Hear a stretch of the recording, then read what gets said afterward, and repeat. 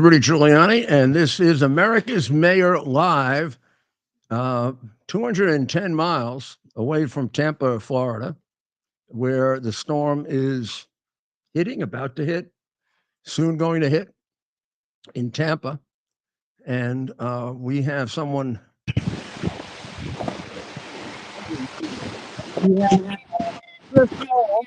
Chris Hall with 606 Storm Chasers. He's joining us live. I believe he's in Sarasota. Correct. Chris, can you hear us? Yep, I can hear you very, very dimly due to the wind, but I can hear you. So you're in Sarasota? We are in downtown Sarasota right now. We're getting ready to enter the eye of Hurricane Milton. And where will that hit and about when? The eye is actually moving on shore right now. So we should be in the center of the eye in maybe 25, 30 minutes. And that will be where? Right here in Sarasota. Oh, wow. A little north of Tampa. It's staying a little bit south of Tampa, but however, your biggest of winds are in Tampa right now. There's an extreme wind warning out for the Tampa area. So is it the eye of the storm that gets the worst of it, or the eye of the storm is where it's really calm most of the time? Oh, so the areas north and south, east and west are going to do worse. Yep, the areas around the eye wall. So the circle of the eye is where you will get your worst winds, like we're experiencing right now. We've had gusts well over 100 miles an hour over the past 30 minutes, and we've seen hundreds of power flashes out in the distance here of the skyline of downtown Sarasota. How many of these have you done? A lot. I've lost count. Have you been injured doing this? You haven't been. Nope. Well, you're very fortunate. I mean, you're quite a brave man. Where are you right now?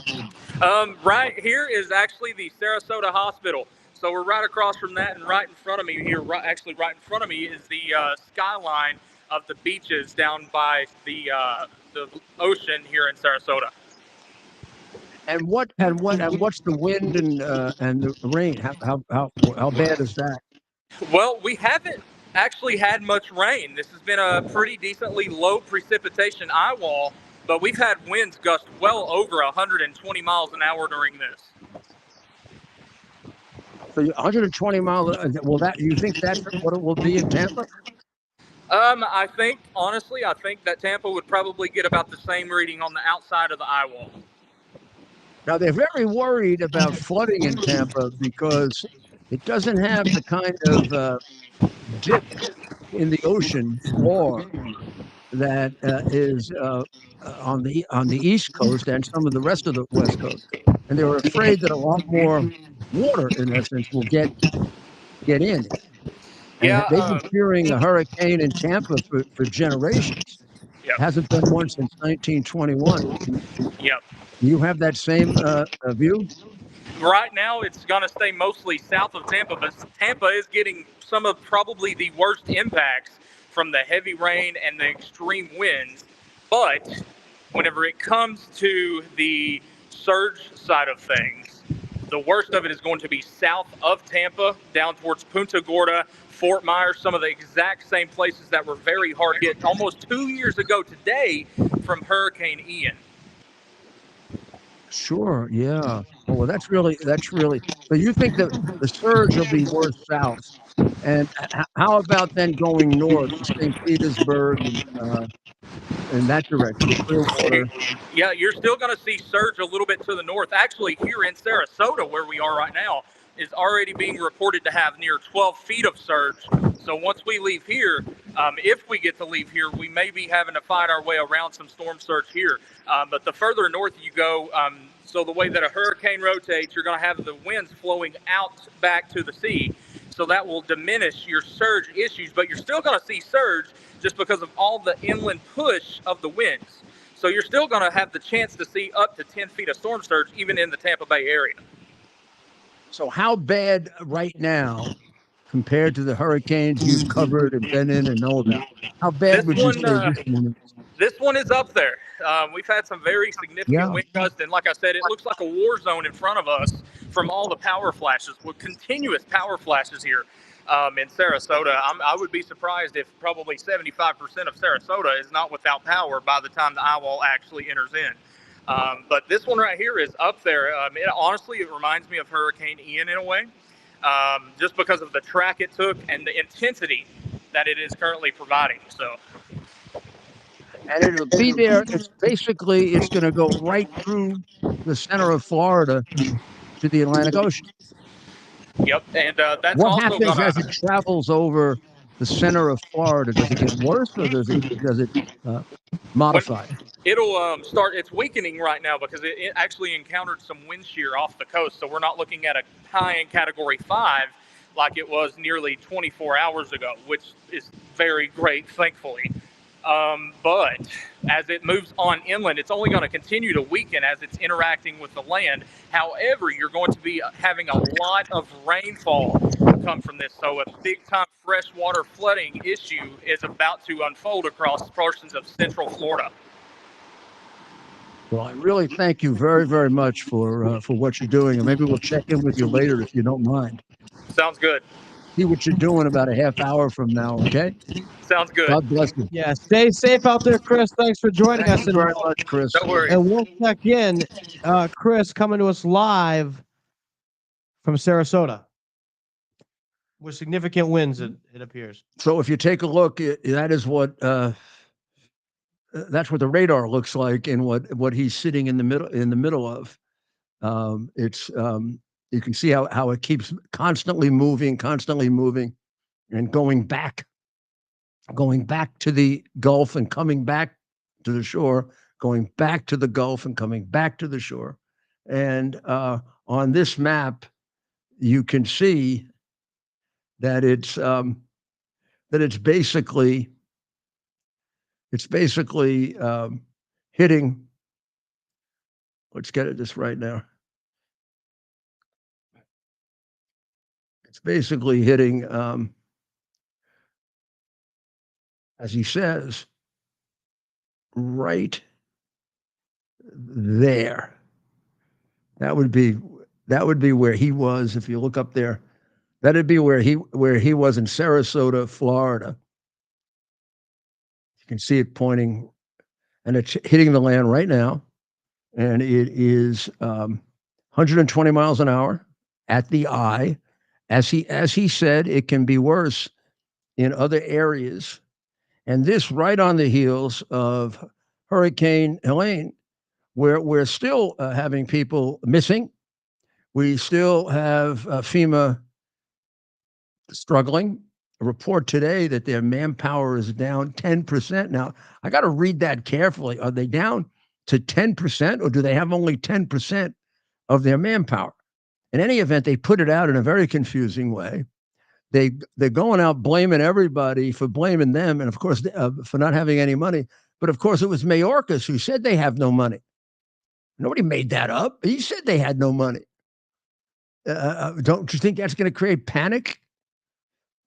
Meanwhile, when he said that, for the first 4 days or 5 days of the hurricane, the jackass in the White House was on the beach, and the moron who's running for vice president was shuttling back and forth in California collecting money.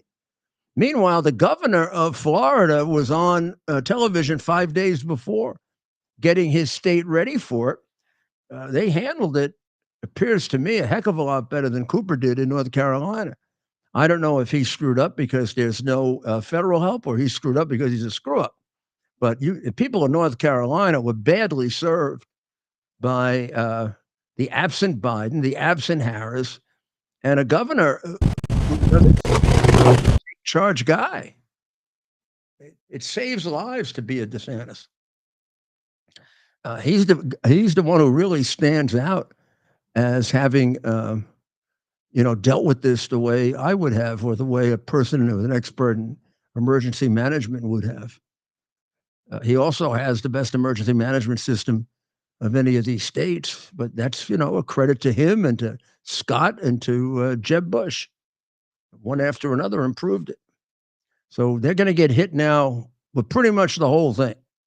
This should have some small impact on Georgia, but if you look at the map and the radar, either one, you can see that it's churning, and it just about touches the southern part of Georgia at the northernmost point, and it touches about 80 miles away from here at the southernmost point, which is, and we're in Palm Beach. So it also then the Miami area would be even further away, as is Naples, which is on the other side of the island. Of course, those are the most heavily from here, or maybe Jupiter down to Miami, from Fort Myers down to Naples is probably the most heavily populated area of the state. But Tampa has been growing by leaps and bounds, one of the fastest growing cities in the country. And one of the places that's flagged as one of the worst places to have a hurricane, largely because of the difference in the ocean and the way it's configured, which maybe I can show you this way. I did it before. I can show you again. We put it up there. If you look at the top, you'll see a red line. That red line up there is the ocean. That doesn't look like the ocean, but it is. That is the Atlantic Ocean. This is the Gulf. So the Atlantic Ocean has a very small hole, indentation, swell down. The Gulf has a very small one. The Atlantic Ocean, right here, the Atlantic, has a very large drop. So as the water comes in on the Atlantic side, a lot of it gets absorbed by the floor of the ocean, whereas on the west side, on the Gulf side, very little does. So a lot more will come pouring into shore than here, where it will get absorbed down here. As a result of that, the scientists have always worried about a Tampa storm, this being the first one since 1921, and we're still dealing with all of the screw ups of the last one, and a FEMA that seems to be in confusion as to whether it has the resources to do this or not, and is getting very poor marks in North Carolina by the people. Now, the politicians, that's different, but the politicians are all Democrats. Cooper is a Democrat running for re-election, and this would be good enough usually to throw you out of office, given his response. Let's see what happens. But you compare him to DeSantis, and you say to yourself, gee, I'd rather have a guy like DeSantis. This is a horrible response. So conditions we see already, they're reporting, are deteriorating in Sarasota. Kamala, of course, is having quite a day. She was on 60 Minutes over the weekend in what appears to be a highly scripted, edited program that was never described to you that way. And they got caught because they put out a question about the relationship with Israel and Netanyahu. And the unedited version that they put on the teaser was incomprehensible. They then edited it with a different version, put in a different answer. I don't even know if you can call this editing. This is like just pure invention. They found another answer from somewhere else in this long interview. Who knows how much of it's on the cutting room floor. And they just plugged it in because it was a more acceptable answer. The first one would have had you scratching your head thinking she's ready for a brain transplant. Let's listen to the actual answer first. Netanyahu is not listening. Well, Bill, the work that we have done has resulted in a number of movements in that region by Israel that were very much prompted by or a result of many things, including our advocacy for what needs to happen in the region. But it seems that Prime Minister Netanyahu is not listening. We're not going to stop pursuing what is necessary for the United States to be clear about where we stand on the need for this war to end. But it seems that Prime Minister Netanyahu is not listening. You can see the difference. One is impossible to understand. Tell me what you're saying. I don't know what you're saying.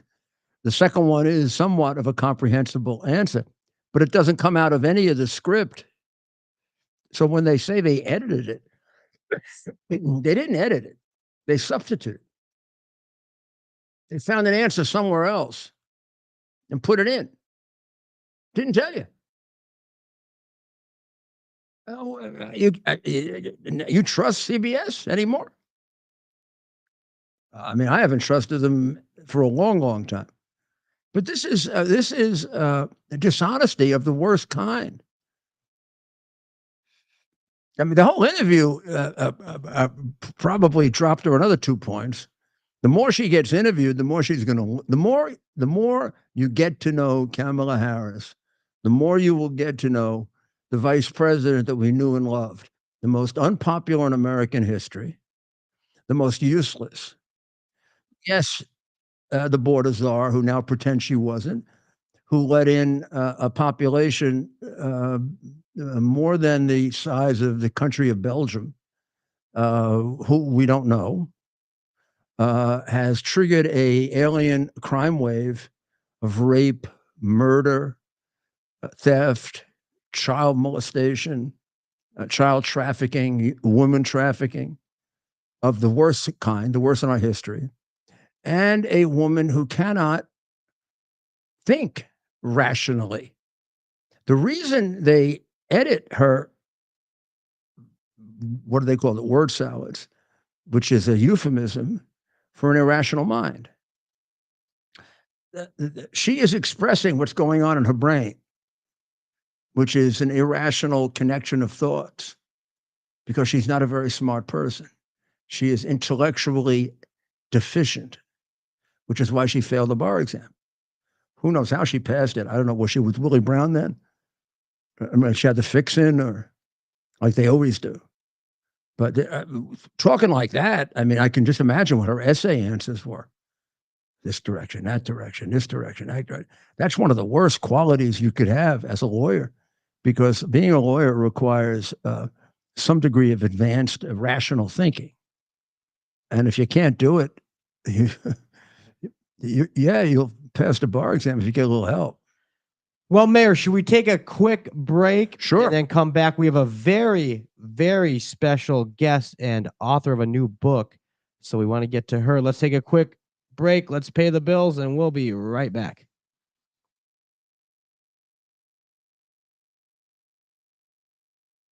We're having the biggest sale ever on overstock clearance and brand new products. For example, save 60% on our Goose Down comforters, the best comforters ever. They go perfectly with our MyPillow bed sheets and duvet covers. Save 25% on our brand new kitchen towels. They're made with the same technology as our famous My Towels. Our initial quantities are extremely low, so get them now before they go. Our seasonal flannel sheets are finally in. You save up to 50%, and they sell out fast every year, so order now. They're truly the best flannel sheets you'll ever sleep on. Or save up to 80% on all our clearance items. And this is where it gets even better. For a limited time, your entire order ships absolutely free. So go to MyPillow.com or call the number on your screen. Use that promo code to get deep discounts on all MyPillow products. And for a limited time, your order ships absolutely free. This is Rudy Giuliani back on America's Mayor Live. And we have Mandy Gunasekara with us. And Ted? And there she is. We got Mandy on right here. And of course, Mandy is the author of the new book, Y'all Fired, A Southern Belle's Guide to Restoring Federalism and Draining the Swamp. Thank you for joining us, Mandy. It's wonderful to be with you. Mandy, we were going to take up because I interviewed you yesterday on the Rudy Giuliani show. So tonight we wanted to follow up on. You had made the point, and your book makes it really dramatically that we have I don't know how to the underground government that's working against the interests of the United States. That it's been there for quite some time. It reached monumental proportions under Trump and was threatened by Trump. So now the question is, how do you dismantle that? They've built all kinds of protections for themselves. And I remember Schumer, who must have known this better than Trump or I did, when he threatened Trump at the beginning of the administration. He was talking about the CIA. If you take on the CIA, they'll get you. They'll destroy you, which is, of course, what they tried to do. So how do you go about doing this, and where do you start? Yeah, so there's structural things the president can implement on day one, and then there are technical tools at his disposal that he can use to shrink the size and scope of the federal government. I do think it's important to set the stage with a dose of realism. This all cannot be achieved in one administration, even one courageous, radical administration that's instituting radical reform that I would expect to occur under President Trump. This is going to take many administrations, and I would compare this to what conservatives did and what they applied to taking back the Supreme Court and restoring it to its original conservative, small c conservative role versus a bench of judicial activism to implement a leftist agenda. It took decades of commitment and sophistication to ultimately get the court back to its original roots and what we are just now enjoying the fruits of. So this endeavor of dismantling the deep state is going to take quite some time. But one of the things President Trump can do on day one, people often overlook and treat the budgeting process with a rubber stamp, but this is so important. In the first 30 days, he can submit a budget that shrinks the size and scope of every federal agency by at least 30%. I think it's a 30 for 30 plan. It's just a place to start, but to critically think about every single office and full-time employment position at the federal agencies and ask the question, do they meaningfully contribute to the mission of the agency or do they not? And if they do not, put them on the chopping block and they're a part of that 30%.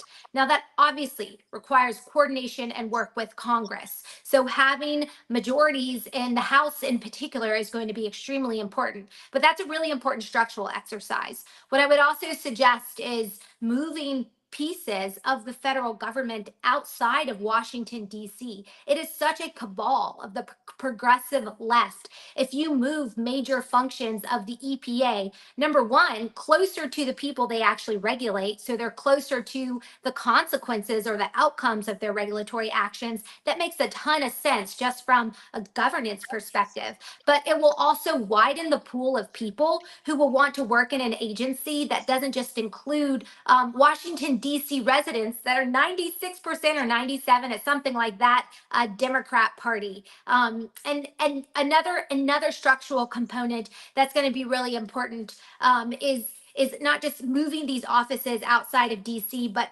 breaking the presence of the public service union.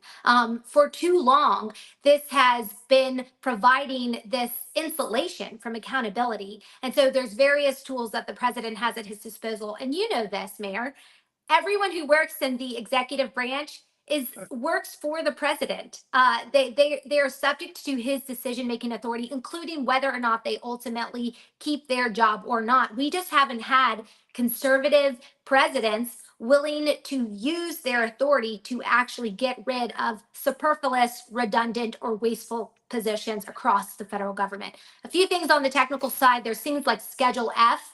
This was implemented towards the tail end of the last administration. It is a really good idea. Again, that's more the initiation of a process, but a really important one for reestablishing accountability. And then more broadly speaking, it's getting rid of non-merit-based hiring decisions. I think there's things you got to do on the back end, but also on the front end if we really want to reform the federal government. So there are good, meritorious people working in positions of consequence, focused on the mission, but getting rid of the activists that want to weaponize the federal government for their own political gain. Well, I think that's very, very well put, and it's a heck of an endeavor. It needs to get off to a very good start, though, and it's going to require, in many cases, shrinking the government. With the reduction of regulations, you should need less bureaucrats. There are less regulations to be. That didn't happen quite last time. Trump really reduced regulations considerably, but you had a lot of bureaucrats around with really very little to do. And I think that's the case right now. I think we have an awful lot of federal jobs where people are working 2 and 3 hours a day for real and accomplishing very, very little. I remember when I became mayor, I got rid of 8,000 people, and nobody felt it. New York Nobody felt thrived. it because we had in excess of probably 20,000 more than we needed. And I'm sure the federal government's much worse than that. And it isn't just excess people. It's a lot of people with bad motives. Mm-hmm. They have agendas, that are inconsistent with America and the way we know it. So Yeah. now, how is it that they're all Democrats? I mean, not 90 whatever percentage of Washington is Democrat. When I was in the federal government, I don't think it was that bad. I mean, I knew a few Republicans at least. Yeah, well, I think all the permanent employees become Democrats because of the union. Yeah, I think it's a combination of the union. I only know Democrats that really move to Washington D.C. and want to permanently stay there. Most conservatives True. move out. They move out to Virginia, or they move out to the suburbs of Maryland, or they leave altogether because it is a place that it pushes progressive causes to the detriment of traditional conservative values. And there's all sorts of ways that the deep state or the broader DC progressive left can make your life very difficult. They do it in the form of the proliferation of crime that you've seen with Mayor Muriel Browser. I mean, in recent years, carjackings have gotten out of control. So even enclaves of what was once considered safe neighborhoods or safe schools, public schools, people try to get into, that is no longer the case. So again, most of the people too that live in Washington, D.C. are reliant on the federal government for their paycheck. And ultimately, that lends itself to them aligning with the mentality of the progressive left, because the institution itself, it doesn't continue to try and fulfill a mission for the good of the country. It just becomes about preservation of self. And that just results in an overrepresentation of a progressive left that continues to get worse. Never have I seen it actually retract and get back to some state of centrist practicality. Well, how do we get you all fired? And tell us, the book deals with this. I mean, the book deals with how it got this way and what to do about it. Yeah, so you can get Y'all Fired. It's available on Amazon or Barnes and Noble. And the book is in 3 main parts. First is my anecdotal experience that the deep state, it's far and wide and deep. And the biggest problem there is that the activists within the agency that are larger in number than you would think, they don't just try to stop policy actions. They try to demean, demoralize, and discredit the political appointees that are trying to implement a conservative policy vision, which is what many of us experienced under President Trump. I experienced it in some of the worst, most demeaning ways, but it's a review of how did we get to this position of it being so out of control. It's a historical look, going back to the passage of the 16th and 17th Amendments. This is passage of income tax and how we elect our senators, which really shifted the power from the states to a growing, constantly fed federal bureaucracy. And then most importantly, what do we do about it? And I'm most excited about this because it's not just President Trump and folks like myself that served under him talking about this. You have people like Elon Musk and RFK Jr., Vivek Ramaswamy, people traditionally outside of the bubble of policy and politics that see the problems of the deep state, see how it is fundamentally undermining things like free speech, and they want to do something about it. So I do think there's this culmination of momentum alongside a number of strategic plans, including mine that I lay out and y'all fired, that really gives us a once in a lifetime opportunity to fix and rein in the deep state. Thank you very, very much. That was very, very well put. I mean, I urge everyone over the course of this next couple of weeks as we get closer to the election to read this, because this election is about this, about whether we have a chance to fix it or not. This could all just get worse if we don't make the right choice. So thank you very much, Manny. God bless him. We'll take a short break. Thank you.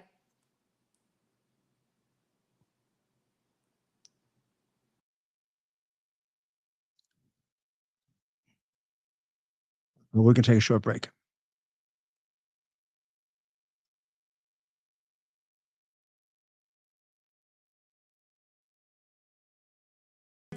Here we are, pretty much at the beginning of the process here at this pristine, I call it a laboratory. It's not like a factory, it's like a hospital.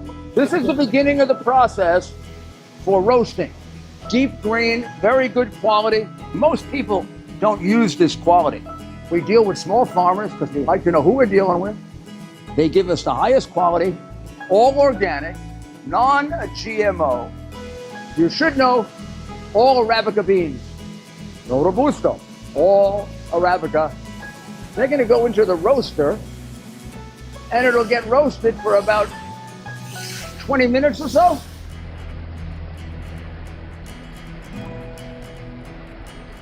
Oh my goodness, look at these.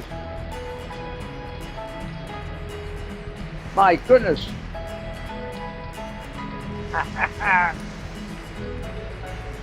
You're going to want to specially order these.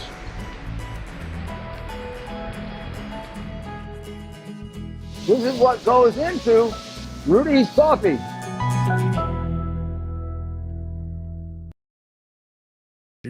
Delivers on its promise to do good and never forget the sacrifices America's greatest heroes have made for us.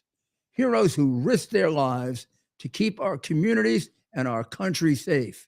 Heroes like United States Marine Corps Captain and pilot John Jeremy Sachs. Captain Sachs sustained fatal injuries when his military aircraft crashed during training, killing him and 5 other service members.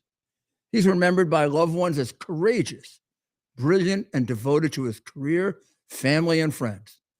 John is survived by his wife, Amber, who gave birth to their second daughter 3 months after his death. Tunnel to Towers paid the mortgage on the family home for Amber and their 2 daughters. The foundation has helped over 1,000 military and first responder families navigate the worst of times by removing the burden of a mortgage payment.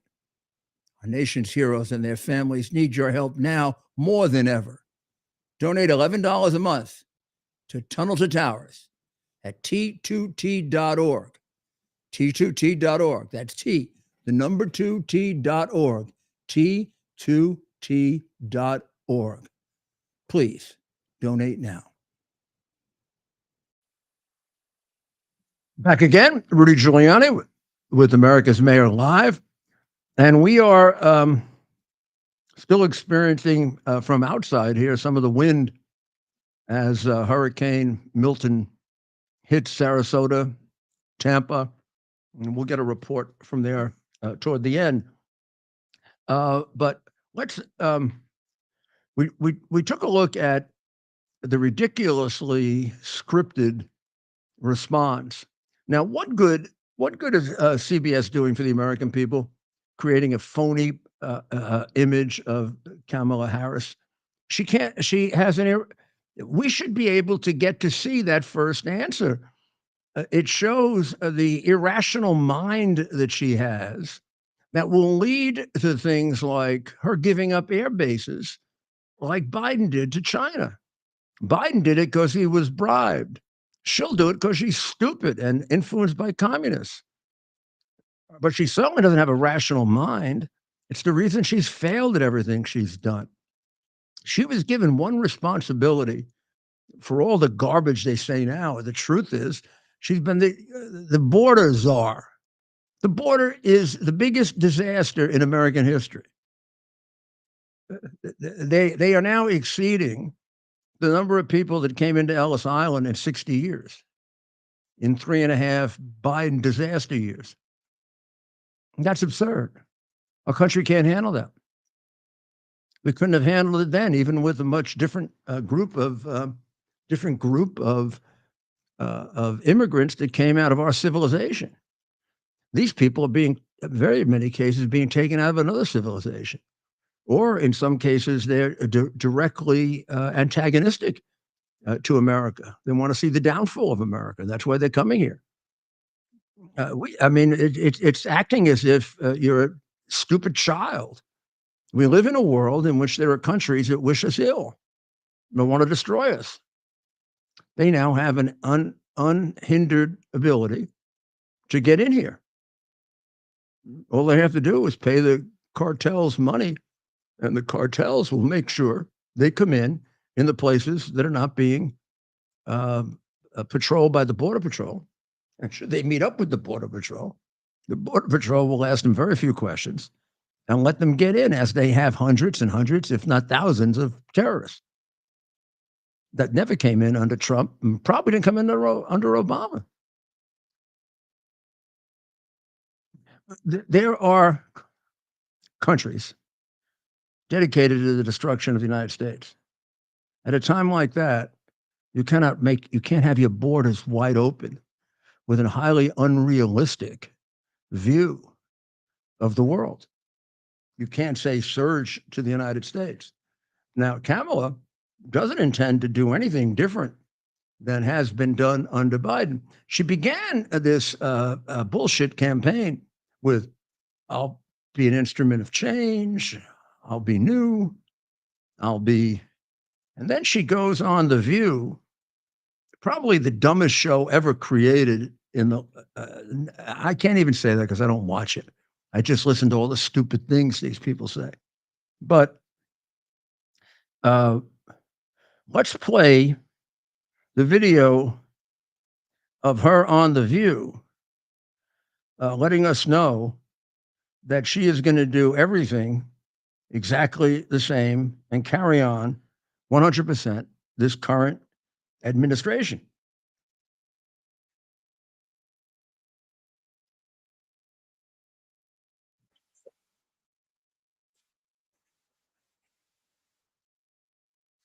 You have done something differently than President Biden during the past 4 years. There is not a thing that comes to mind in terms of, and I've been a part of most of the decisions that have had impact. Well, You can play it again.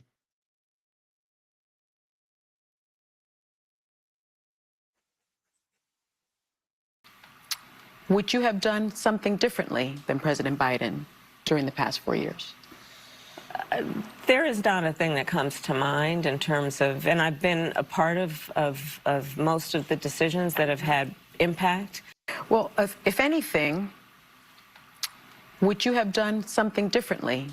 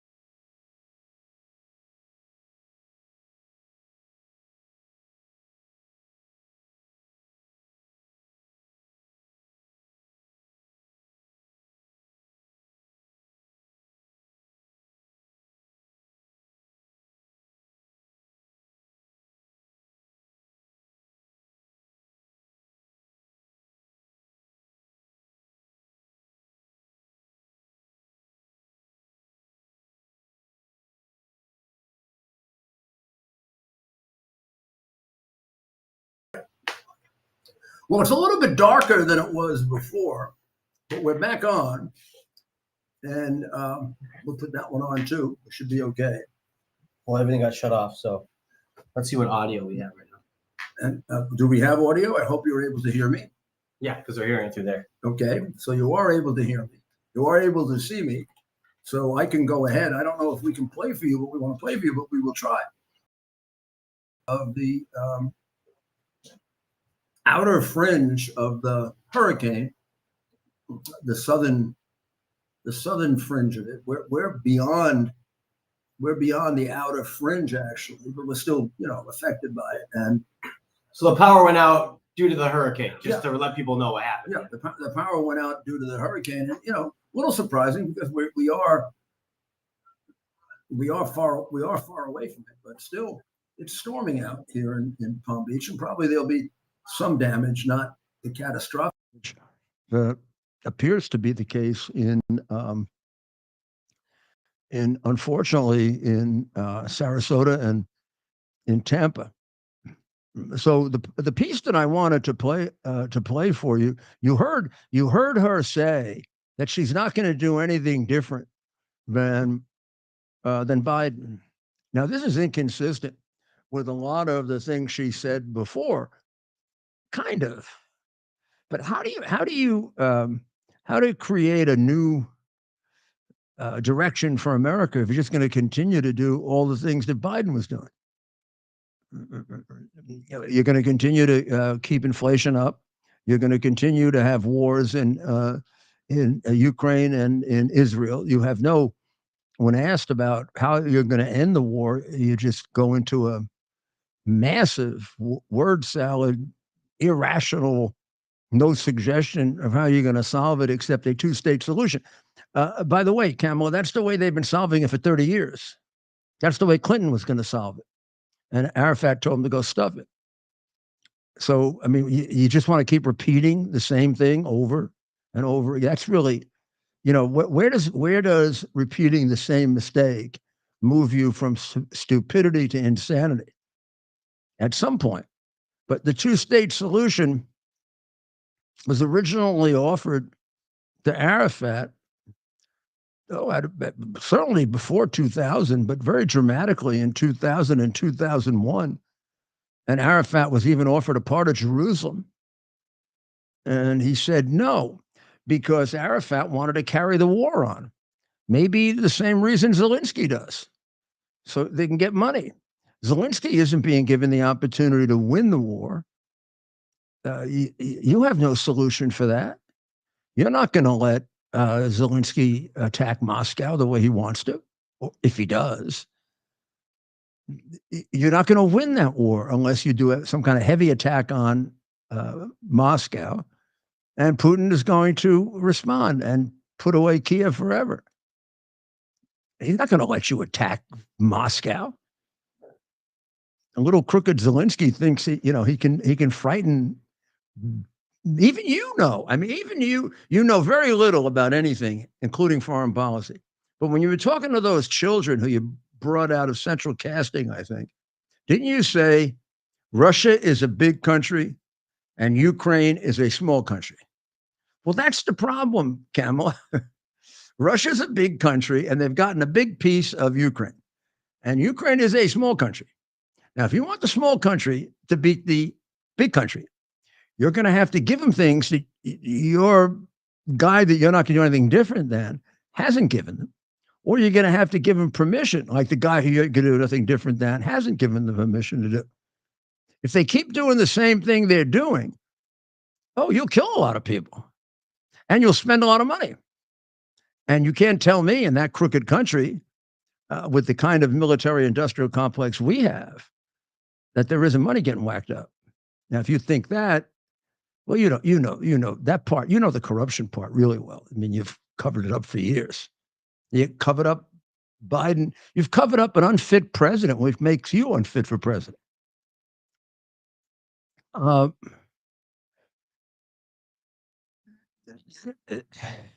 There's no way that you can convince anyone you're going to change anything when you give answers like that. there's nothing that comes to mind that she would have done differently. Is that because she doesn't have a mind? I mean, I don't understand. I don't understand your campaign at all, or I actually don't understand why anyone's voting for you. It's mind-boggling. And the way you guys have screwed up this hurricane is another reason to throw you out. The people of North Carolina should be outraged at you and their governor. I mean, he's supposed to be one of your favorites. But, I mean, is it possible, like the column in the Post today says, is it possible you're slow-walking help to them because it's Trump country? Would you be that cynical? I don't know. You were cynical enough to cover up the hard drive. That was a pretty big obstruction of justice, huh? And of the election. You were cynical enough to pay $1.1 million for a phony Russian collusion story. Mm-hmm. Mm-hmm.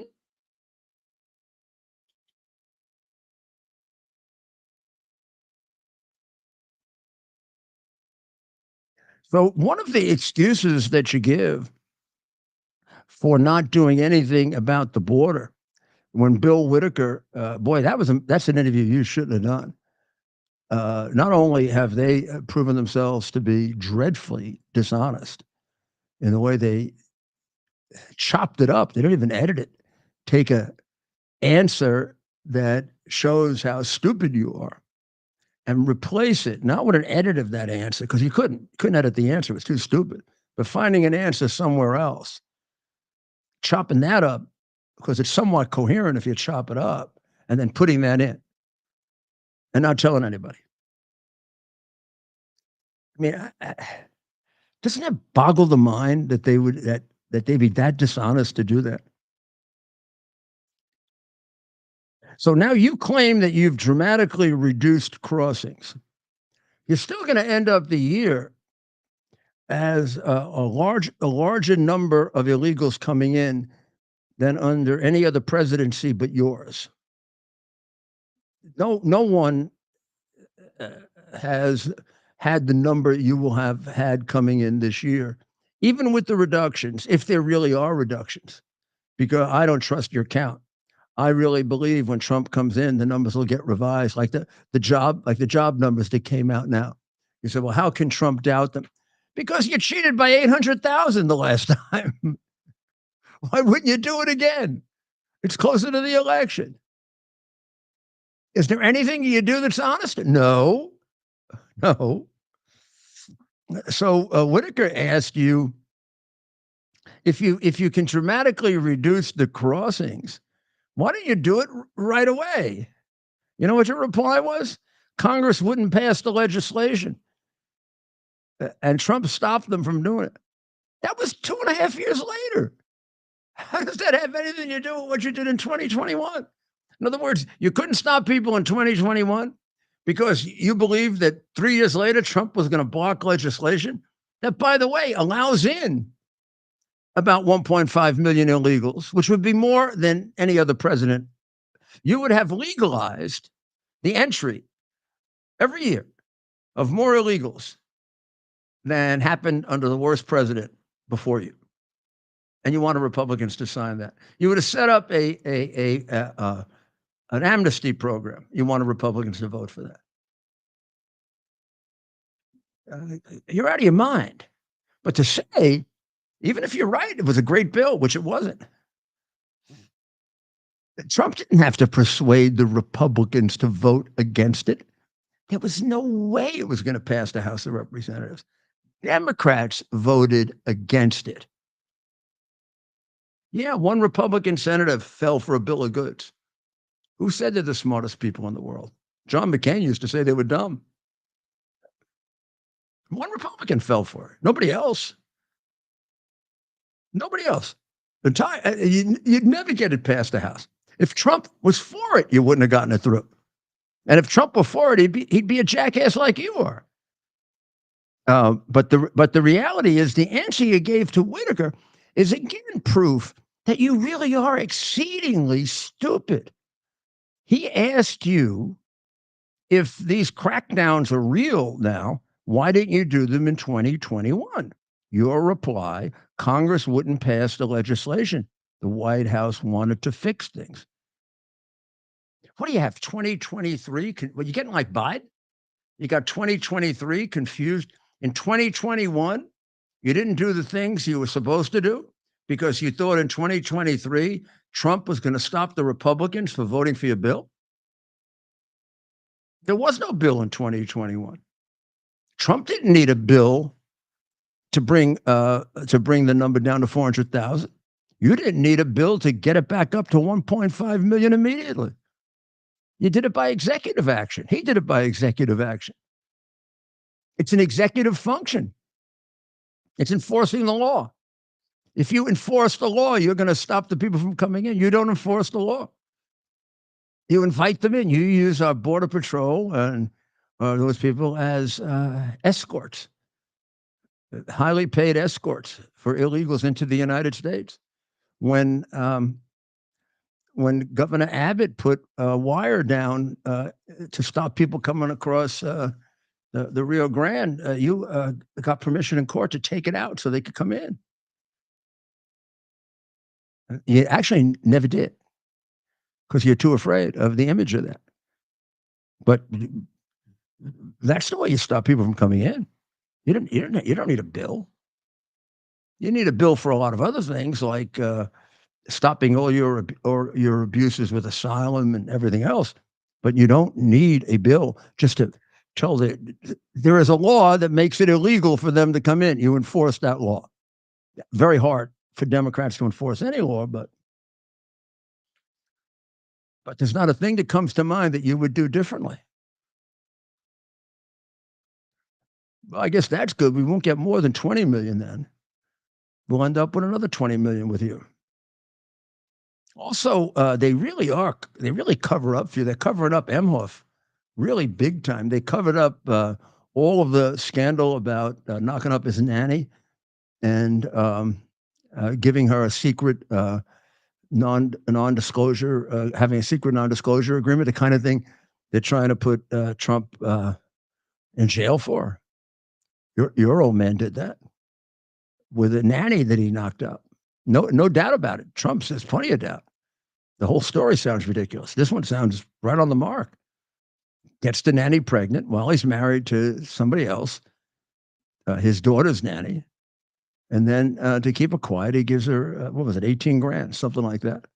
Then he whacked around his girlfriend, who ended up not being his girlfriend after that.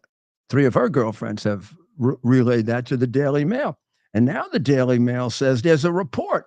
Maybe you could make this public so we could see if it's true. From Venable law firm, where he was from 2006 to 2017. They say that he was quite abusive toward women, that he hired a model as a trophy secretary. It claims in the report that he would single out pretty girls at the office and invite them to cruise around with him in a limo in order to show off. The disgruntled staffers described Emhoff as an a-hole and a misogynist.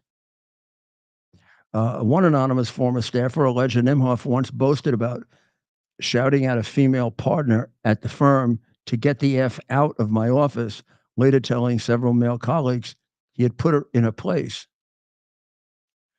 He also hired an assistant named Katya, who was allegedly widely considered unqualified, but brought on board because she was young, attractive, and friendly with the powerful men in the office. I don't think we can call him second gentleman anymore. I think smacking around his girlfriend was enough. But why don't you tell Venable to make the report public? Let's see what it says. I mean, you're on the side of women. There's a whole bunch of women saying he was abusive. The different rules because he's your husband, because he's a Democrat. Might solve a lot of things if he made it public. You can always get rid of him, right? It won't be the first. I mean, you guys don't have any young children, so don't have to worry about a nanny, but so there are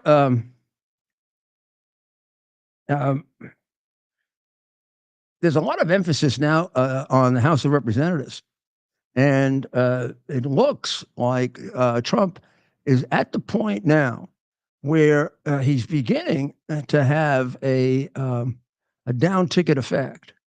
I can see it with the Senate. The Senate candidates who in the past have always trailed him a bit are now catching up. And if they catch up substantially enough, they'll help each other in these swing states. McCormick seems to be picking up a lot in Pennsylvania. I think we're over the top in Montana. We know we're over the top in West Virginia.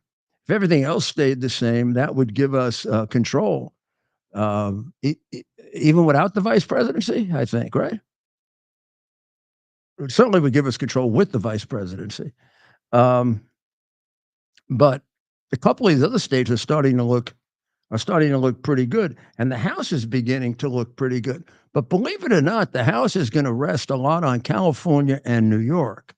So when you very, very dedicated Trumpsters get upset, like Ted occasionally does, that he campaigns in New York and things like that, remember, we won the House because of New York last time. We've got 3-4 seats there that if we can hold on to 3 out of 5, we're going to hold on to the House. Same thing is true of California, by the way. And we've got 3 or 4 seats there that we picked up that we've got to hold on to most of them. And they're they're all very, very close races. And Trump is in the right place, a very, very powerful lead candidate in New York. I know New York is grossly Democrat, but in certain areas, it's very heavily Republican. And he is very popular. And he runs very strongly. He runs ahead a lot of these Republicans in those districts.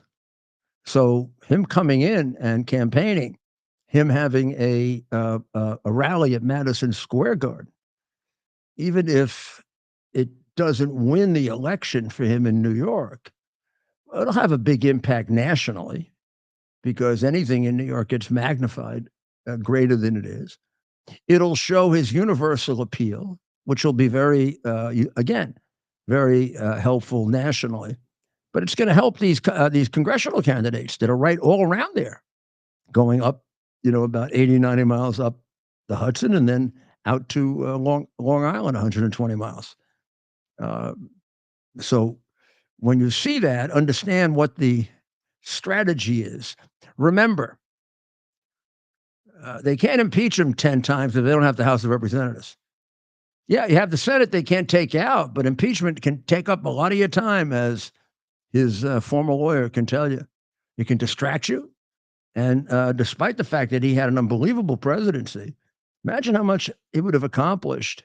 And I think that might have been more in the area of foreign policy if he hadn't been distracted the way he was. I used to tease him and say, without the pressure, he wouldn't be as good. But that's not true. The truth is, the more time he has, the better. And that was just completely wasted time. So we'll do an analysis of this in more detail. Look at the congressional races. Yeah. But there's no question that he's got an issue that unifies everyone. 60% of the American people support deporting the immigrants.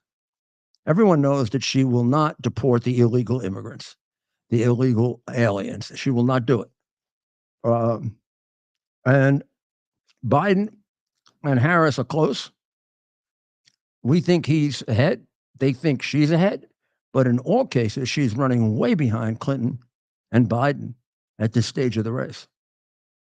Way behind. Among Hispanics, it's like 20 points, 20-point difference. And Hispanics will have a lot to say about Pennsylvania. There's a significant Hispanic and Jewish population in Pennsylvania. The criminal criminal alien problem gets worse and worse. An Afghan national allowed into the United States, invited in by the Bidens when the issue was that they were letting in the wrong Afghanis. You may remember that they were leaving behind the ones who helped us, and they would take anybody who came in, which included the people who hated us, and they weren't being vetted. Everybody from Afghanistan was heavily vetted during the Trump administration, and people like Biden and Harris criticized them for that. Well, they just, a guy entered on September 9, 2021, and we brought in about 70,000 like that. These are not necessarily people who helped us. These are people we took, who crashed in. The people that we helped, a lot of them were left behind and killed.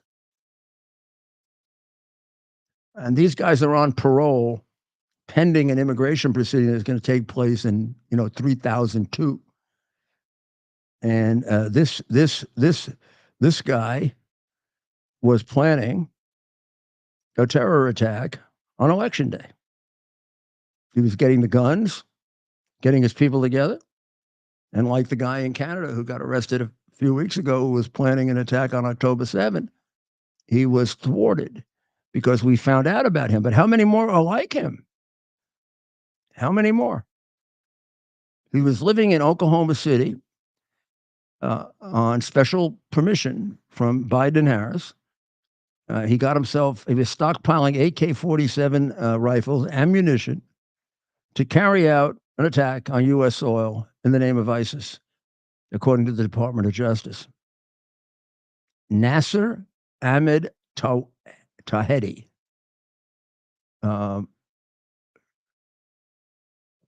Just one of many terrorists brought in by the Biden-Harris administration. Bibi has asked Lebanon to rise up against Hezbollah. Good move, Bibi. Bibi understands that all of Lebanon is not in love with Hezbollah. Look, the Lebanese army pulled out. They don't want any part of this. One of their soldiers was killed, but really by accident. Hamas is returning now to suicide bombings. Yahya Sinwar has apparently given the go-ahead for more suicide bombings in Israel, which raises the intensity of trying to find that guy and put him where all of his second in command, third in command, fourth in command, fifth in command, sixth in command, and all the other big shots are. I'm telling you, they're running out of space in hell for these people. Meanwhile, Biden, sleeps in the White House. Harris goes around campaigning. I haven't heard a word about the virulent anti-Semitism that showed its ugly head on October 7th. That was a disgrace.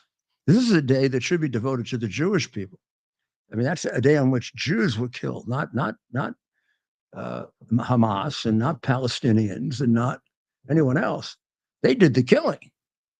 And they did the killing in a barbaric, terrorist way. A terrorist group that we recognize as terrorists.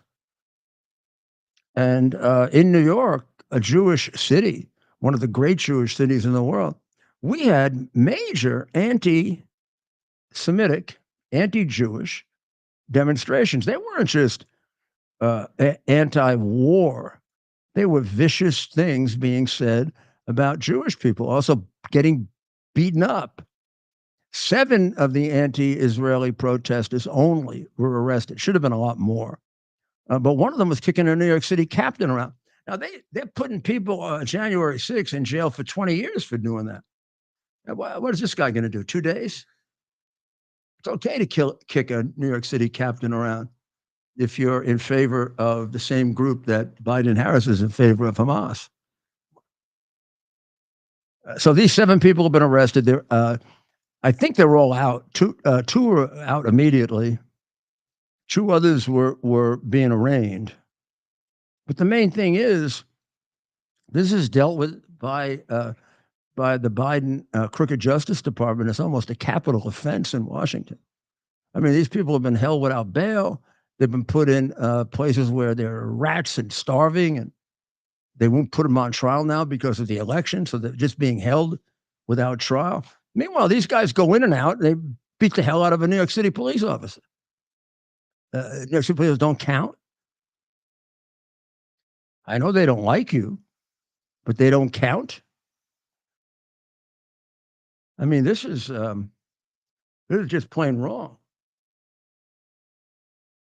I don't know if this still works, this connection here, but We'll give it going.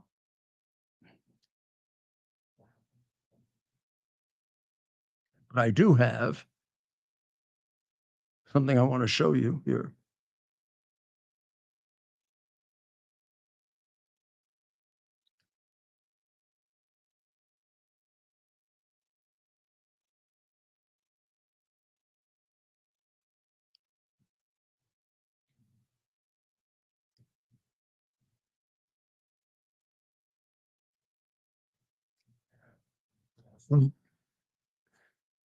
In about 4 or 5 different parts of New York on the 7th, we had major anti-Semitic rallies.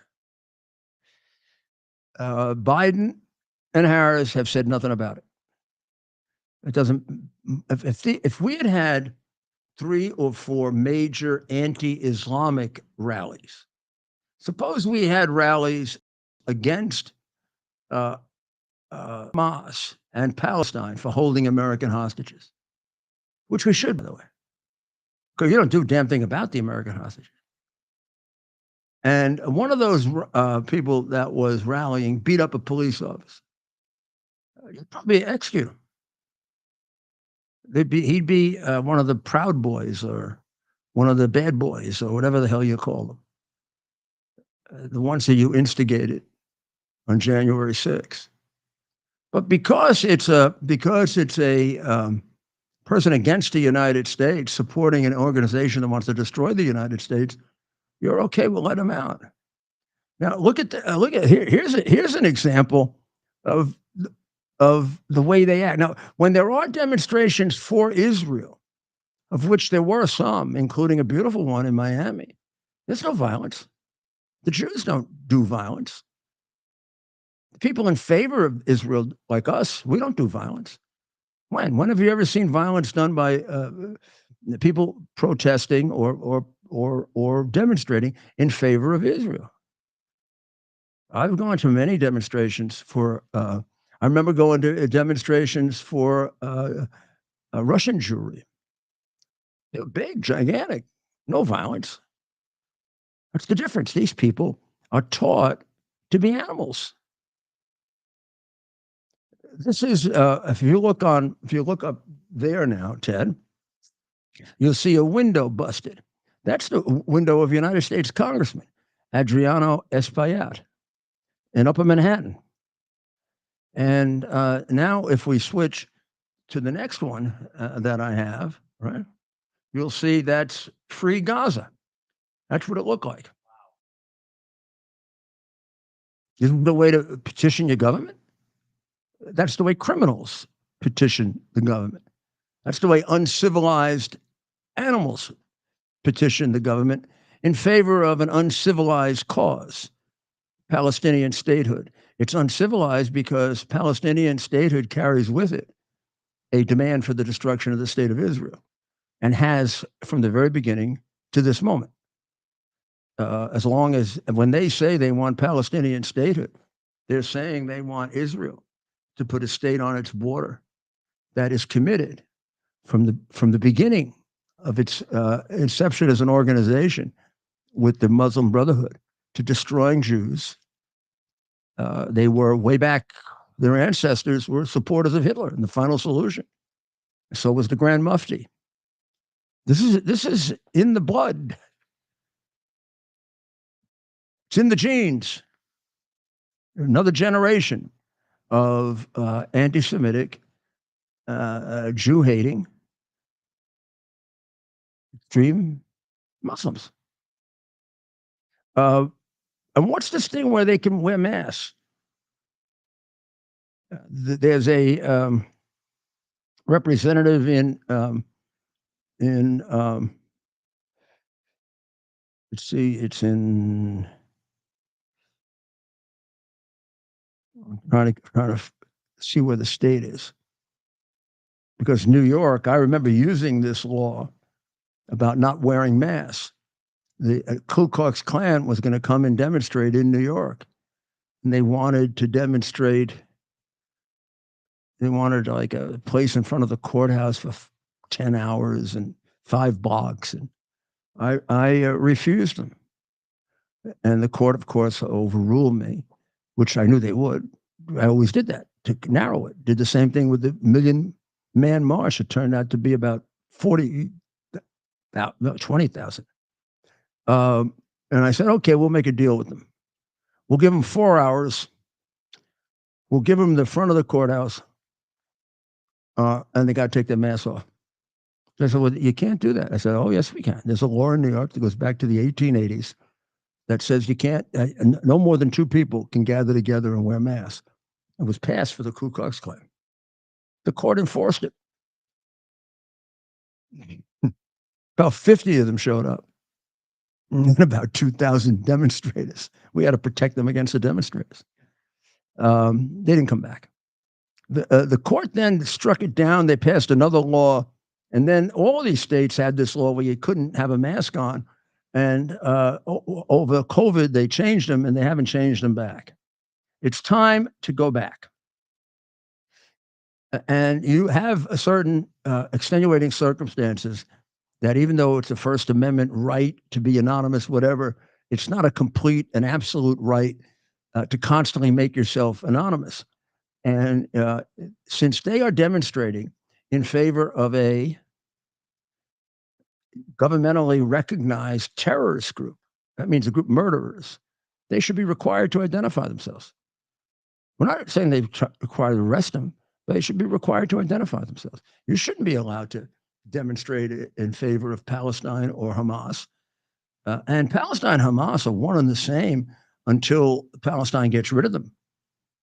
They should have to take their mask off. Let's see how many of them show up if they take their mask off. You know, the innocent, dopey, brainwashed kids will show up. The professionals will go away. They'll stop taking money from Soros. Because you'll see it's the same ones. Same ones in New York as Illinois, the same ones in Illinois as in St. Louis. Do you have any idea how many trans surgeries were done in the U.S.?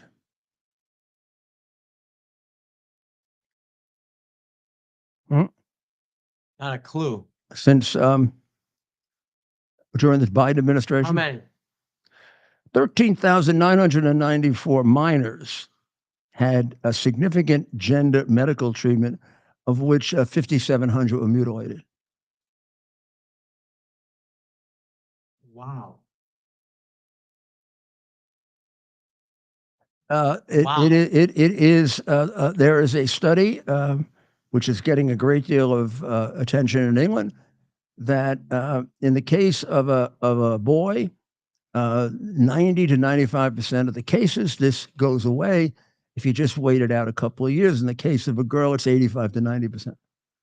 Got to be ones who mutilated themselves here, who are going to regret it, or took gender hormones that are going to do permanent damage to their ability to have children or their ability to function as a male.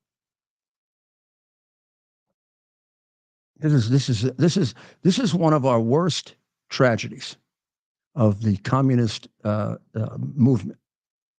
And it is one of the things that really separates Republicans and Democrats right down the middle. You got a guy on the Democratic ticket who's running a mutilation mill in Minneapolis, Minnesota. Minnesota has a law that he passed that allows 14-year-olds to go there and get mutilated and not tell their parents, because he is part of the Communist Teachers Union that believes that the child is the property of the state.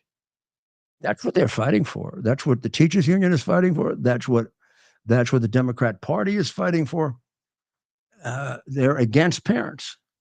You saw that with McAuliffe a couple of years ago in blowing the governorship by saying parents should have nothing to do with the education of the kids. After all, we have educational professionals Yeah, we got professionals like Walz in brainwashing. He's a Chinese operative. I'm convinced of it now because he won't answer any of the question. I'm convinced of it because the press won't ask him. They're afraid.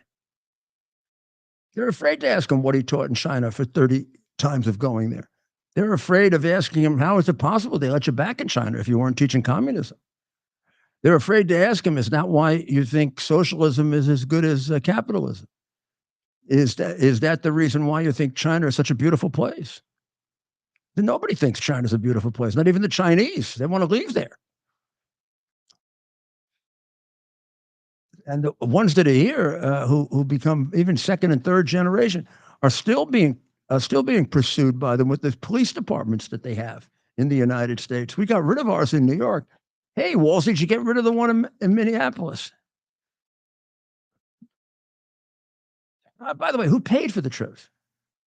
Who paid for those trips to China, Walsey? Who paid for the 2 businesses that you were in, bringing young, impressionable kids over to a communist country, you son of a bitch? Who paid for that? You're not just a goofball. You're a dangerous goofball. Because a lot of people look at you and they think, oh, there's you were never a coach. You were an assistant coach. You lie about everything. You ran out on your National Guard unit just when they needed you. You lied like hell about your drunk driving. You made a jerk out of yourself debating with Vance. All you proved is he's got 3 times your IQ. And he's got patriotism. He doesn't have 10 times your patriotism. You can't measure it because you don't have any. You're working for the other side.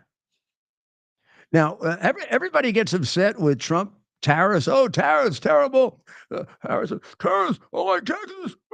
Tariffs are terrible. You put on tariffs. Then the answer is simple. You didn't disagree, Kamala, with anything Biden did, right? Biden continued all of Trump's tariffs. If they were so bad, why didn't he remove them? Did you disagree with Biden on that when he continued all the tariffs on China? Maybe, you look at this. Look at that headline there. See what it says? It says, Beijing sets plan to impose tariffs on EU brandy. You know what EU's going to do? They're going to put tariff on them.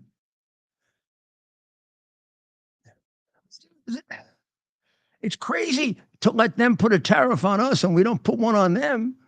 It may be that for a period of time we have to pay a little more for something, but it will eventually lower the prices. Our market is so powerful and our production is so powerful at a high level, we'll eventually get these prices down, as he did. You were paying a lot less for things when he was president than you are now, right? Your average grocery bill got to be 60 to 80% greater now. Even with the reduction they made in the gigantic price of gasoline, you're still 30% above Trump and you're going up again. This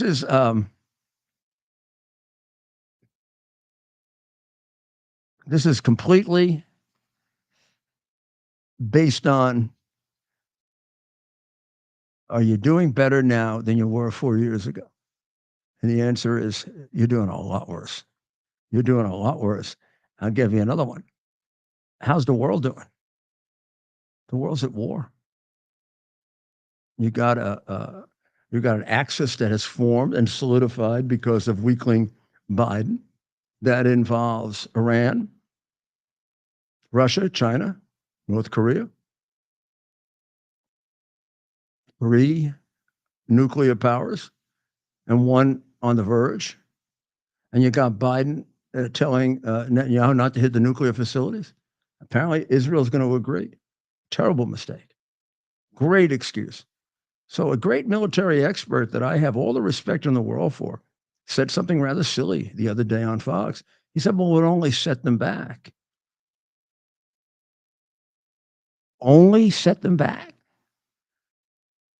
You set them back, we get more time. We get time for Trump to come in. We get time to increase our military, do away with the damage that Biden has done to us. It costs them money, a lot of money, to get back to where they were. And you put massive sanctions on them so they can't. Set them back. You set them back a year or two. I hope he rethinks that. Setting them back is a tremendous goal. It's like when the Israelis wiped out their scientists. That set them back. It didn't stop them. Set them back. Gave us time to get Trump in office, and Trump almost crushed them. They were starving when he came into office, and then Biden started financing it. Don't you find it weird that I think we are the biggest financiers of the reign of terror? We've probably given them more money than any other country.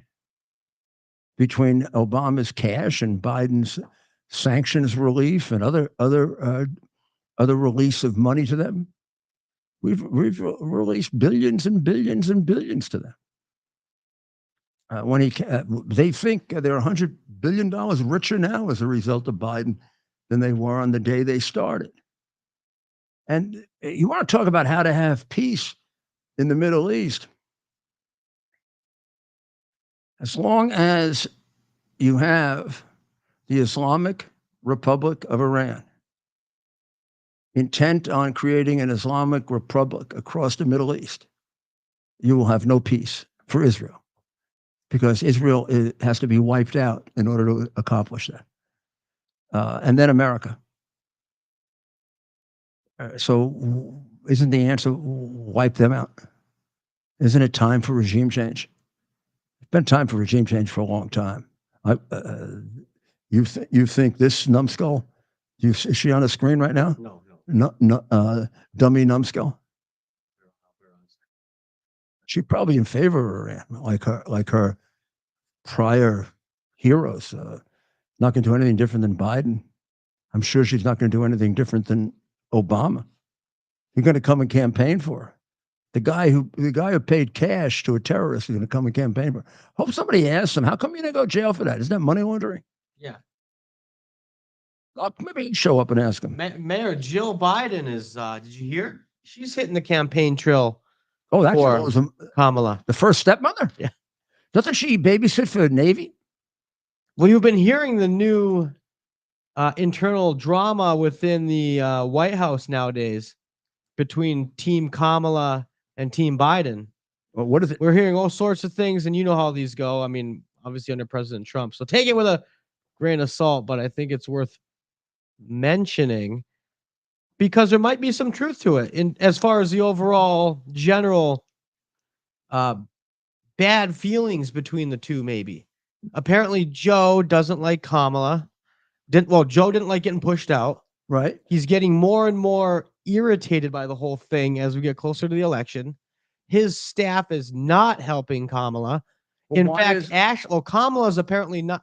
So these are all right. Why is the first stepmother going out and campaigning for her? So maybe to try and get Hunter Biden that pardon. I mean, well, Joe needs to give the pardon. Here's another question. Here's something I'm hearing. Do you think he wants Kamala to do it so he doesn't have to do it? So what I'm also hearing is that be president to do it. Yes. So what we're hearing is that Kamala, if she wins, there's a chance Biden leaves even before January 20th. He's not leaving before he pardons him. Right? So he pardons him out on the way out the door. Yeah. That's the idea. But there are people concerned that Joe Biden right now is actively working to beat Kamala, to ensure Kamala doesn't win. For example, didn't he say, was that in his speech last week? Oh, Kamala's with me on everything. He said that. She said it. Well, that's the thing. She also repeated it. But she almost seemed like she knew what she was talking about. Yeah. When she said it. I don't think Let's play that again and look at her affect. Affect is very important. Trial lawyers study affect all the time on witnesses, on jurors. It's when you pick out when to pounce on a witness and turn them.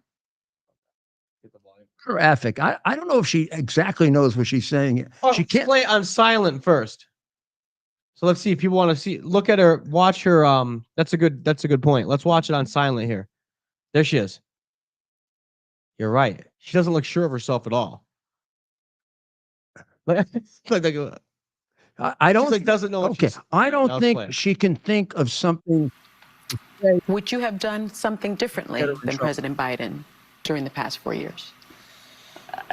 There is not a thing that comes to mind in terms of, and I've been a part of most of the decisions that have had impact.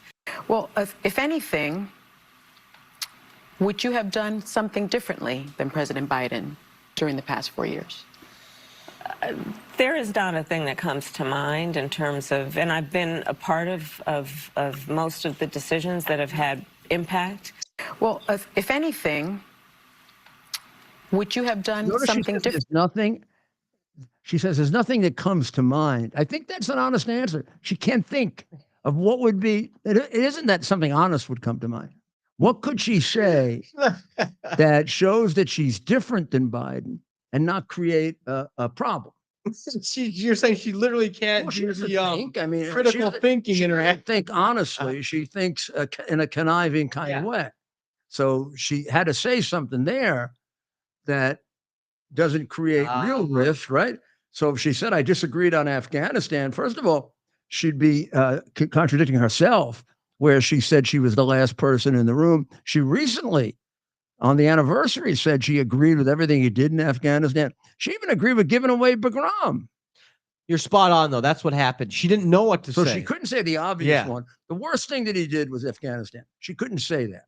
She probably does disagree with him on Afghanistan, even just because it's the popular thing to. Yeah, because it didn't work out. But But she she doesn't doesn't even know. know. She's not smart enough to know why she disagrees. Exactly. She knows everybody else around her says he Yeah. screwed up Afghanistan. Yeah. Ask her to explain it, and she'd say, "Well, I was brought up in the middle class, and Oh, God. my mother taught me that Afghanistan you shouldn't talk about." Yeah, imagine her. Oh my gosh, on a Give me a break. on international relations. Jeez. Give me a break. Give me a break. Well, Mayor, the president is doing a rally. Well, before we get to that, Okay. could I ask you to play one of these here that I wanted to hear? And that is the Trump rally in Scranton. Yeah. And the firefighters endorsing the firefighters from the hometown of Sleepy Joe endorsing Trump. Of course.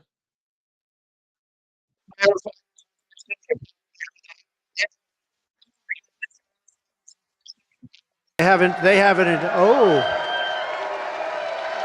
Wow, This is the look union at that. Joe Biden in 2020. The Scranton firefighter. But, you know, Scranton, Pennsylvania. This was Biden's hometown. That's a very good-looking group of human beings, I will say. Yeah. That's a healthy looking group.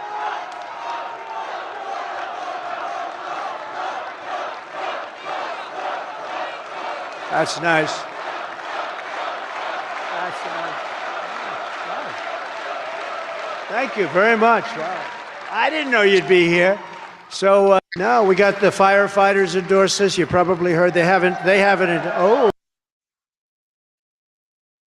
What he was talking about originally is the International Firefighters Association, which has always endorsed Democrats, never, ever endorsed a Republican.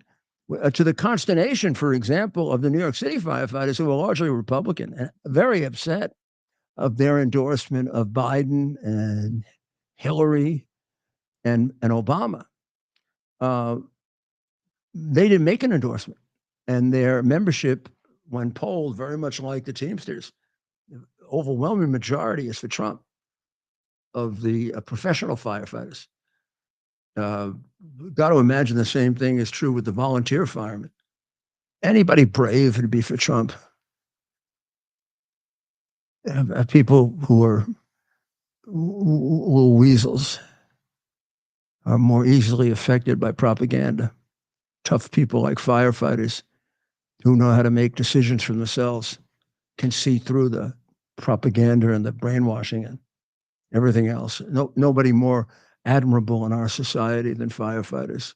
Heck of a lot better endorsement than what's the name? The one that goes out with the tight end?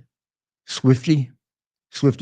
Taylor Swift. Taylor Swift. Well, What do you mean? You don't think, gee, I wonder where Taylor Swift is on this issue before don't know. voting? I wonder where everybody else that plays football with Kelsey is. They must think he's like I bet he gets ribbed in the locker room. that. He's so he gets teased, right? he is completely whipped. Yeah, especially these macho NFL guys, right? Oh, come on. She's got a lot more money than him. Tell me that doesn't have something to do with it. Hey, 2024. That alone is, for me, that's not reason alone to tease your buddy, right? Well, I guess to tease, but that's not criticism alone. Taylor Swift, did she endorse Kamala? Yeah. She did. Okay. I love that. I didn't know for sure. That tells me that No, it wasn't that effective, you though. know for sure. You're kidding. No, but then I was thinking, because I remember it was a rumor. No, that was a genuine question. Like, I couldn't remember for sure if she did, which tells me it's not as effective, maybe. Well, I don't know if it was effective. At first, there might have been a bit of a right? backlash. Yeah, people were concerned at first. Oh, Trump's done. It's over. Taylor Swift has spoken. Right? Yeah. I guess like the people are going to follow a dumb singer. Yeah, I wasn't sure where I was on the election, but now that Taylor Swift has everybody knows she's going out with Kelsey so she can write a song when they break up. Bingo. That's all I know about her. What I know, I couldn't pick out one piece of music of hers, but I can tell you that I know she writes songs about boyfriends who jilt her. Believe her. Right? Yeah, yeah. She's bad at choosing men. Well, there was, and I did read today that there was a group of games she didn't go to. So she went to the last game and they held hands and kissed. See, isn't that ridiculous? Oh, well, here's something you won't like. Elon Musk was at the Pittsburgh Steelers game. I forget who they were playing. Maybe the Browns, doesn't matter. Yeah. The other night. And Elon Musk was at the game. Yeah. NBC didn't show him once. That bothers me for some reason, right? NBC doesn't, they show celebrities every game. It's part of what he's one of the most famous men in the world. Yeah. Taylor Swift, it is an unusual thing that you would show him. Sure. Yeah, they purposely didn't show him. I bet if he was for Kamala, they would show him. They'd have him on there though. Think about Taylor Swift. Think how many times she's shown when she's at the game. Well, he's not going out with any of the best. He said, okay. So see, there is. So I think he likes Georgia Maloney. I think so too. Who doesn't? I like Georgia Maloney. Eli likes Georgia Maloney. He keeps talking about what an impressive woman she is. Yeah. That was. Well, I believe all I can tell him is if he gets a little Italian, it'll help him. Yeah, can't hurt. Any kind of an Italian in your family is going to help. Italians are good, beautiful Italians, that's for sure. Particularly a conservative Italian. I don't know about these Italians in Italy who, left wing, and it's great to see a conservative Italian, smart Italian woman, conservative. Wow, Eli, you could do a lot worse than that. I think he's single, isn't he? I'm not sure. I'm actually not sure either. Yeah, I know he keeps his family pretty quiet, which is a good thing. You don't know that much about his family. I don't. He's got a really cool mom. He is either the richest or one of the richest men in the world. I'm trying to get his mom on your show. I have a connection to his mom. Oh, yeah, I'd love to. I haven't got May Musk, and she's great. Let's try to get him on. Let's try to get. Well, yeah, let's try to get Elon, of course. We got to try to get Patrick. If you're listening, we need you to. Yeah, we need some help. Get back to me on that. All right. Patrick's great, though. We like Pat. So tomorrow, where is everybody? I mean, the hurricane is going to has hit already. It is now. Let me see if I can get you up to date on this here. It is now. Wow. Here it goes. Let's see. I have a good map of it now. You find yours. Once you have yours, we can go 3 wide. Do the 3 box. It's gonna have the volume on it. We're not connected because everything got disconnected. Oh, everything just got here? No, it's connected. It says at the bottom, no connect. It does. But something showed up there. So What we have up on the Oh, this screen is not here working. is the latest radar. Yeah, this is not working. You're right. And it's made landfall near Siesta Key. And it's producing wind gusts over 120 miles per hour. Storm surges above 12 feet are being reported. Again, this is just south of Tampa Bay. Landfall happened about an hour and a half ago. So at this point, let's see if we can get an updated radar. Upgraded.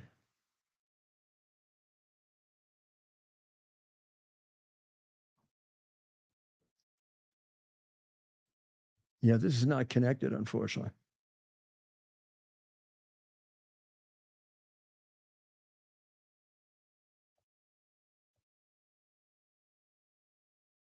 Let's see if we can get it on here. I got one here too. So this is, as you can see, the eye of the storm right over Venice, Sarasota, Port Charlotte. This was about a half hour ago. So, well, no, this is about 10 minutes ago. This radar. Let's see actually if this is even up to date. The one I had on yours, Mayor, would have been up to date if you have the one, that window that I had open. And so we'll continue to watch things for you. And This is 7 minutes ago. so, well, I guess we'll keep an eye out. Hurricane Milton crashed into Florida as a Category 3 storm, pounding the coast at over 100 miles an hour wind and producing tornadoes around the state. The cyclone had maximum sustained winds of 120 miles an hour as it roared ashore at 8:30 p.m. at Siesta Key, according to the Miami-based Hurricane Center. And Siesta Key is home to about 5,000 people, about 70 miles south of Tampa. And it's bringing a potentially deadly storm surge onto the Florida's Gulf Coast, which is the west coast of Florida, including densely populated areas like Tampa and St. Petersburg and Sarasota and Fort Myers. That's both the spring training home of the Yankees and the Red Sox. St. Petersburg, the Yankees, Tampa, actually, the Yankees, and Fort Myers, the Red Sox.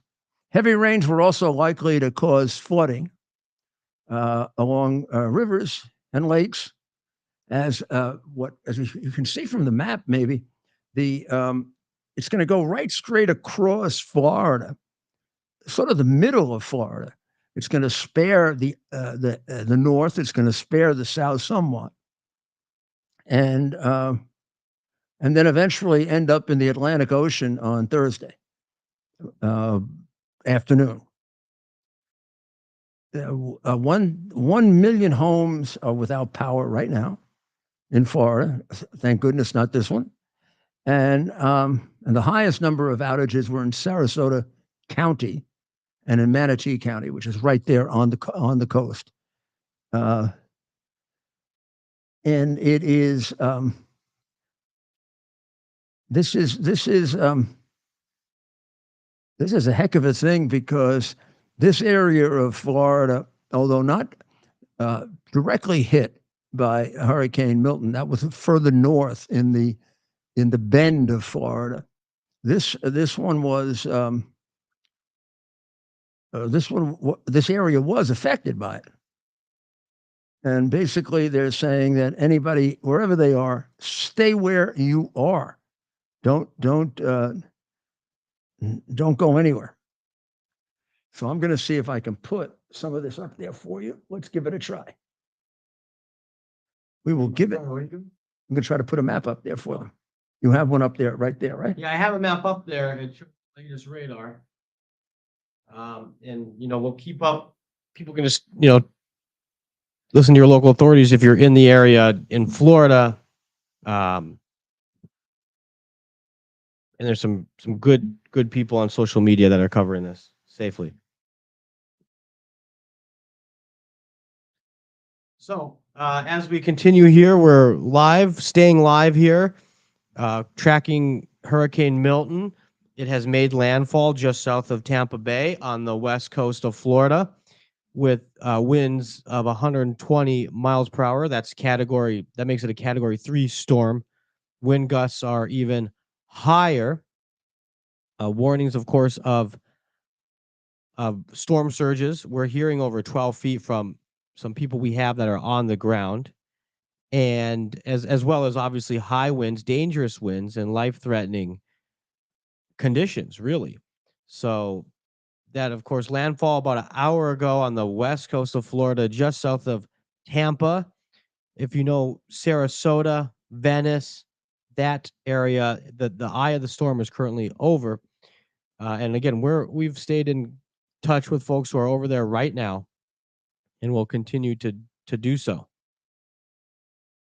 Well, we're trying to get something up here, but we can't quite get there. Well, we'll keep you informed. If anything happens of a catastrophic nature, we'll come on. It's very bad. It's not that this helps very much for the people who are going to be catastrophically affected by this. It's not as bad as it was predicted, but that's not going to matter to the people who die, whether it's 50 or 100 or 200 or 300, whatever. This is a terrible thing, and particularly coming right on the heels of another hurricane that the federal government screwed up royally. I heard no preparation from the federal government on this beforehand. I am very, very comfortable, however, with the state of Florida and the leader of the state of Florida, because they have what we don't have in America. They have a leader, and DeSantis, who does an excellent job with these things. And I think it makes the people of Florida feel rather secure, unlike the people of North Carolina, who seem to have a governor who's kind of missing, isn't he? You never see him. Maybe he's shy. I don't know. But he sure as hell isn't doing much good from given the complaints of his people. You don't have people in Florida complaining like that. And then, of course, the federal government did nothing for North Carolina. This one, at least, Biden mentioned before it happened. Harris is probably, I don't know what she's doing one of her stupid interviews with one of the people who edit the entire interview for her. You know, I wish they would tell you that beforehand. This is an edited interview. I mean, they changed the whole question. Well, we're going to all pray for the people of Florida and also Georgia, because Georgia is going to be affected. The people who are still affected by hurricane let down by their government, both state and federal. And we're going to pray for the people of Israel and the people of Ukraine. We're going to pray for wisdom for us in America, so we overcome this terrible, dark, dark nightmare of 3.5 years. I know you're going to take us out of it, God. You're going to have our people have the wisdom to take us out of it. God bless America, and be strong and be safe out there. And people of Florida, people of North Carolina, all the other places affected, we're there with you. We're there with you, right there. Anything you need, you know. That, I mean, Trump, even though he wasn't president, came there. Once he's president, things will be different. God bless America.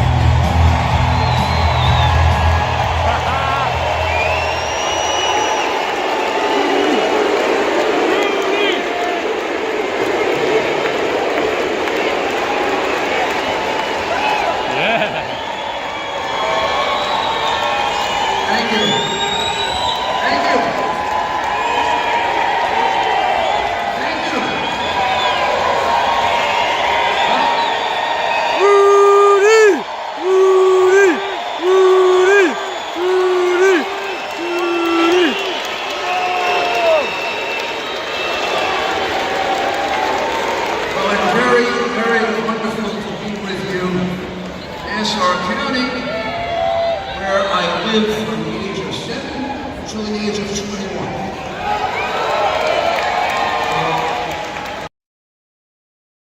Bear the principle of common sense and rational discussion to the issues of our day. America was created at a time of great turmoil, tremendous disagreements, anger, hatred. There was a book written in 1776 that guided much of the discipline of thinking that brought to us the discovery of our freedoms, of our God-given freedoms. It was Thomas Paine's Common Sense, written in 1776, one of the first American bestsellers, in which Thomas Paine explained, by rational principles, the reason why these small colonies felt the necessity to separate from the Kingdom of Great Britain and the King of England. He explained their inherent desire for liberty, for freedom, freedom of religion, freedom of speech, the ability to select the people who govern them. And he explained it in ways that were understandable to all the people, not just the elite. Because the desire for freedom is universal. The desire for freedom adheres in the human mind, and it is part of the human soul. This is exactly the time we should consult our history. Look at what we've done in the past and see if we can't use it to help us now. We understand that our founders created the greatest country in the history of the world, the greatest democracy, the freest country, a country that has taken more people out of poverty than any country ever. All of us are so fortunate to be Americans. But a great deal of the reason for America's constant ability to self-improve is because we're able to reason, we're able to talk, we're able to analyze. We are able